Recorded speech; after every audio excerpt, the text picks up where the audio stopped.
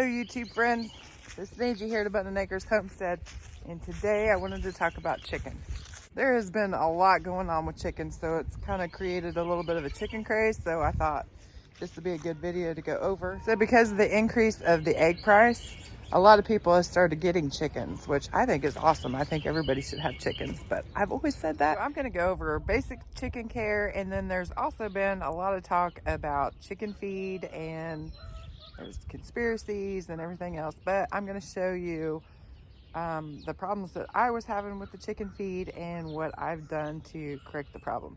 And I am getting eggs, so I'm gonna go into that too. So first, let's go into basic chicken care. I like to break it down into like 4 different sections: food, water, shelter, and protection.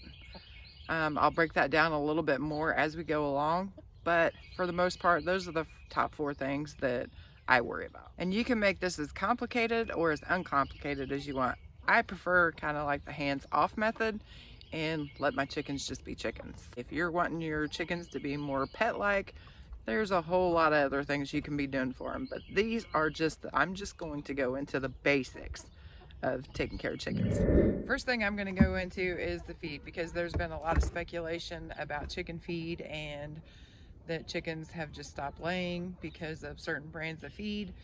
I'm not going to go into that. There's a whole bunch of other YouTube channels and blog posts and everything else where you can find all that information. I'm not going to go deep into that. I'm just going to tell you what my experience and what I'm doing. Okay, so late October, our chickens went into molt.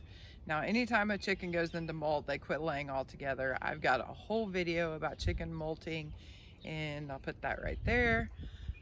But in late October, our chickens went into molt, and then normally once they come out of molt, they aren't laying as many, because by the time they're coming out of the molt, there's not as much sunshine.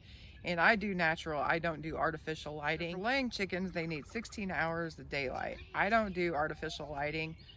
You can if you want to, that keeps them laying, but they need 16 hours of daylight. So by the time they got done molting, there wasn't as many hours. I knew the egg production was going to go down once they came out of molt, because obviously there's not going to be as much sunlight.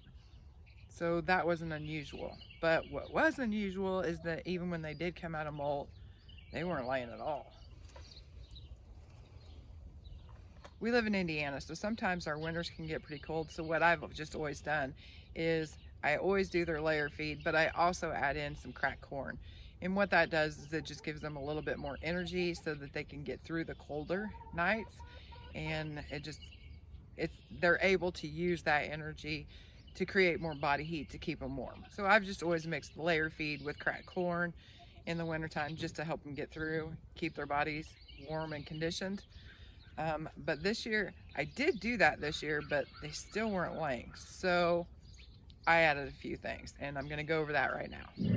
Okay, so this is my usual winter chicken feed. It's just layer pellets, cracked corn. Another thing I like to add in the winter is oyster shells. Sometimes I don't always use oyster shells. Sometimes I just dry their eggs up, and that's enough calcium. But this adds calcium into their diet, which is, they need that.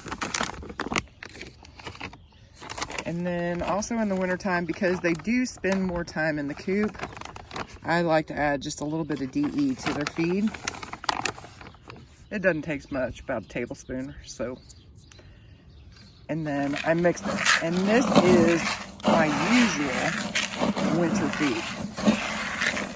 This is what I've been feeding them for years. But this year, we did have issues with getting them to lay.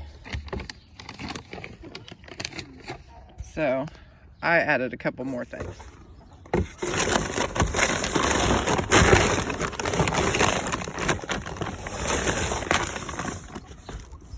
First is just black sunflower seeds.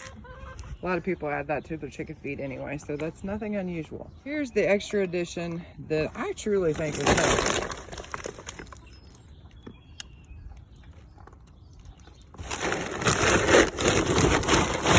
And the reason that I've added this is because of the protein that it provides. You want your chicken's diet to be pretty balanced, and normally a good quality chicken feed will have everything the chicken's gonna need. But it's winter time, less light, so I wanted to help them out.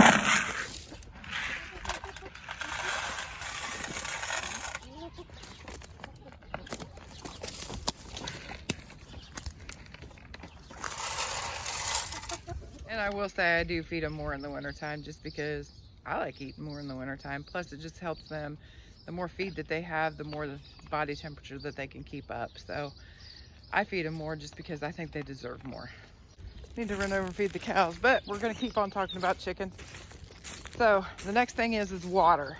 Obviously, if you live in a cold climate in the winter, the water has a tendency to freeze. So if they don't have enough water, that will also slow or stop their egg production, because they actually need twice as much water as they do feed. These are the waters we like to use. They're easy to carry, especially in the winter when you want to exchange them and take them in and out.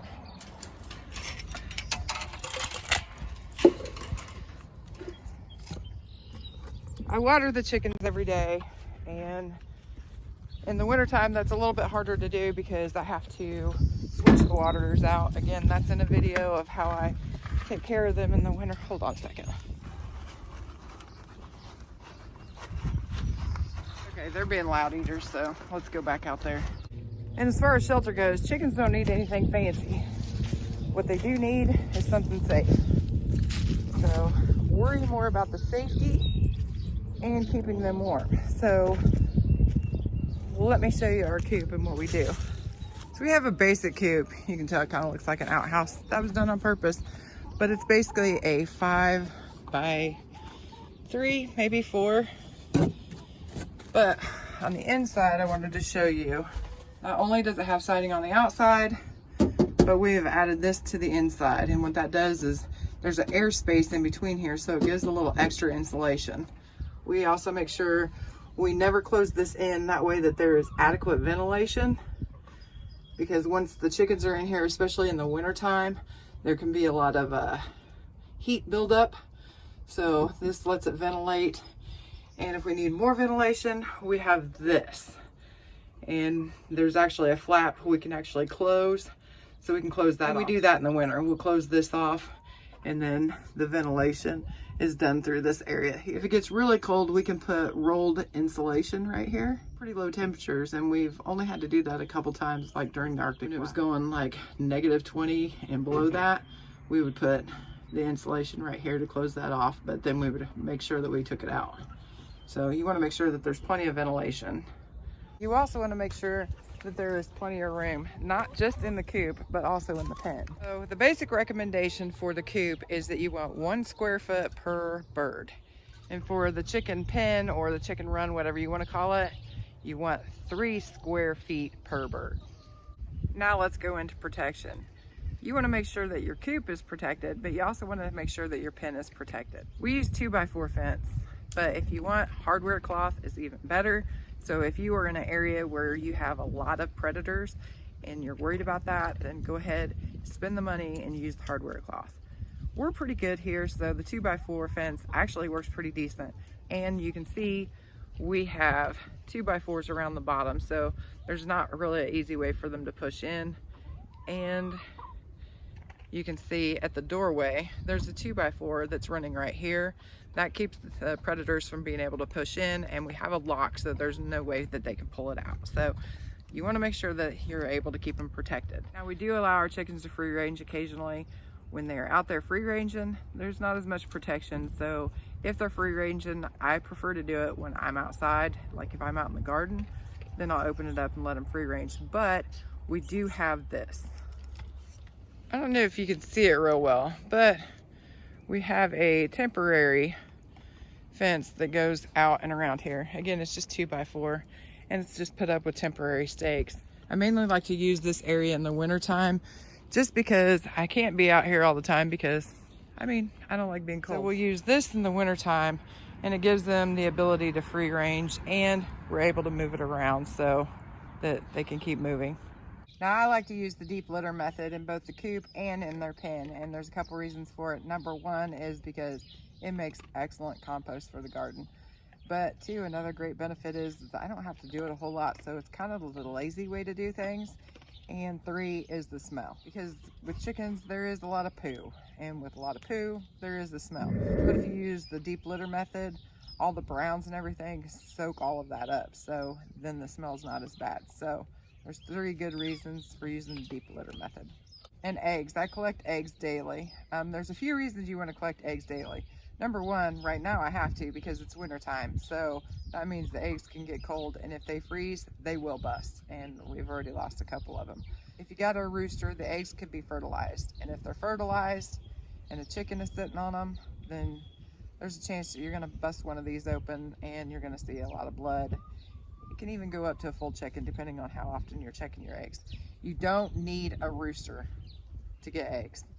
The girls are the ones laying the eggs. They're the ones doing all the heavy work. You don't have to have a rooster to get eggs. So if you live in town and they have a noise ordinance, don't get the rooster. Still get you some girls to lay your eggs. You don't need the guy. If you get them while they're still clean, you don't have to wash them. So when a chicken lays an egg, there's a protective coating. It's called a bloom that goes on the egg, and what it really does is it's protecting the egg to make sure that it's not absorbing any poo or anything like that into the egg. So there's a coating on it, it's called a bloom, and so if you get them while they're still clean, then you don't have to wash them up, and they'll last longer sitting out. You don't even have to put them in the refrigerator. So that is the basics of raising chickens. Like I said, they're pretty easy, but then again, I kind of like to do the hands-off approach. You can get them spoiled, and there's a whole lot more that you can do, but again, these girls are not my pets. They're here on the homestead to do a job, so that's what they're doing, and I'm happy for it. If you have any questions, just leave them in the comments, and I will do my best to answer each and every one of them.